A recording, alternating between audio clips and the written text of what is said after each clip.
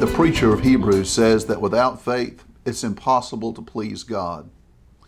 But what happens when the circumstances are so dire that we lose faith? We no longer have confidence in the promises of God. The Gospel of John presents us with just such a time.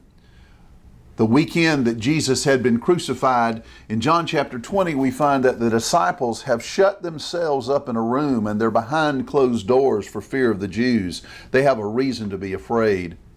The leadership of the Jews and the Romans have just crucified Jesus, and now maybe that the Roman leadership, the Roman government is coming after the disciples of Jesus. So the disciples have a reason to be afraid. So they shut themselves up in a room. You know, that's what we do many times. And when things get scary in the world and our faith gets challenged, we tend to want to shut ourselves up in sanctuaries, and we tend to live in fear, and fear dominates our lives. We're not really a faithful church. We're really a faithless church, a church struggling to believe, a church challenged to believe. So what happens when we lose our faith? What happens when our faith is weak? Well, according to the Gospel of John, Jesus shows up. God doesn't need our faith to act. God acts according to His desire and according to His will. And on this day, when the disciples had shut themselves up behind closed doors, suddenly the risen Lord appears and stands in their midst and speaks one word to them: Shalom. Peace. In the midst of their fear, the risen Lord speaks words of peace.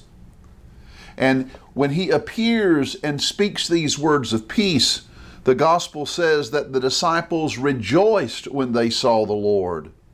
And again, Jesus said to them, Shalom. As the Father sent me, so I send you. There's something about the resurrection narratives. It's always about being sent. The disciples of Jesus become apostles. No longer do they sit at the feet of Jesus, but they are sent ones. Just as God has sent His Son and sent His Spirit, now God sends the believers of Jesus, and the risen Lord says, I'm sending you.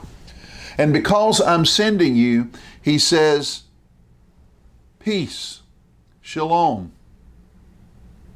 And He breathes on them and says, receive the Holy Spirit. In John chapter 14, He had told His disciples, do not let your hearts be troubled. If you believe in God, believe also in me. He told them in John chapter 14, 15, and 16 that He would be sending the Parakletos, the Holy Spirit, the Helper, the Comforter. And He would teach us all things, and He would empower us. And now at this moment, after His resurrection, Jesus is telling His disciples, I'm going to send you out into the world. And He breathes on them. He breathes upon them the breath of life, the Holy Spirit, and the Holy Spirit empowers them to be sent out into the world. For the truth is, the world's always a scary place.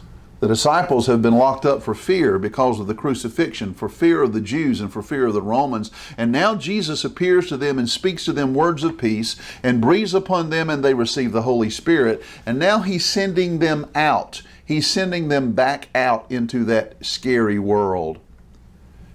In the Gospel of John, Jesus said, the world hates me, and because the world hates me, the world will hate you.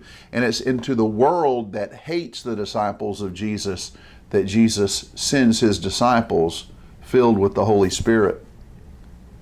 And things don't get much better. As we read the Gospels, as we read the book of Acts, we discover that the world's a scary place. Stephen was stoned, and Peter and John were imprisoned for healing the man at the gate called Beautiful.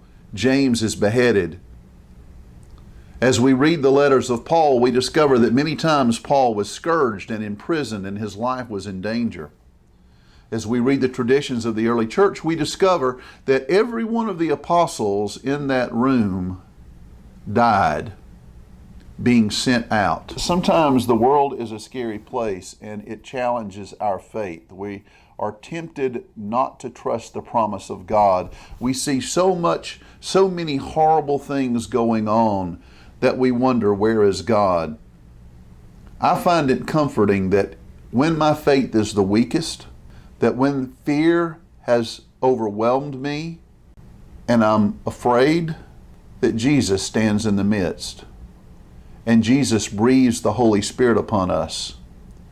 And Jesus challenges us to go into the world and be His witnesses. There's something about the presence of Jesus. There's something about the breath of the Holy Spirit that causes fear to give way to rejoicing. And so as we look at all of the ugliness in the world, this time between Easter and Pentecost, let's remember that after Pentecost, we go into all the world, and it's scary, and it's dangerous. But Jesus stands with us, and He has breathed the Holy Spirit upon us, and He has spoken His word to us. Shalom. Peace be with you.